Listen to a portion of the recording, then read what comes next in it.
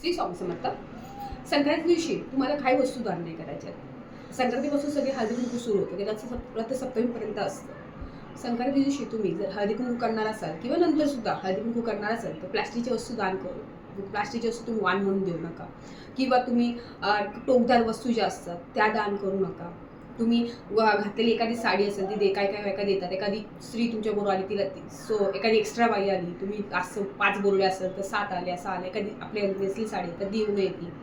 आपण जमेल तसे आपल्या बजेटनुसार तुम्ही दान करा, ते चालेल. सगळ्या दिवशी तुम्ही दान नक्की करा. तुम्ही आपल्या एका माणसाचे म्हणजे ना जेवणापुरते, म्हणजे तुम्ही गहू तांदूळ म्हणजे जेवणाचे सामान आहे ते दान करा. हां, तेल वगैरे दान करू नका. तेल दान करायचं नाही, तेलाच्या वस्तू दान करायच्या नाही आहेत, तेल वगैरे दान करू नका. फक्त खाण्यापिण्याचे पदार्थ तुम्ही काही दान करू शकता, तेही चालेल. या छोट्या गोष्टीची थोडीशी काळजी घ्या. फक्त तुम्हाला तेल दान करायचं नाही, तेलाच्या कोणत्या वस्तू दान करायच्या नाहीत. सोबत तुम्हाला प्लॅस्टिकच्याही कोणती वस्तू दान करायच्या नाही, हे वर्ज्य करा. लोखंडाची कोणती वस्तू तुम्हाला कोणाला द्यायची नाही आहे. टोकदार धारदार वस्तू असेल त्या कोणाला द्यायच्या नाही. थोडीशा या गोष्टींची काळजी घ्या. रथसप्तमीपर्यंत आपण हळदी कुंकू करणार आहे, त्या गोष्टीचं तुम्ही वाण देणार आहात हे देऊ नका तुम्ही. श्री स्वामी.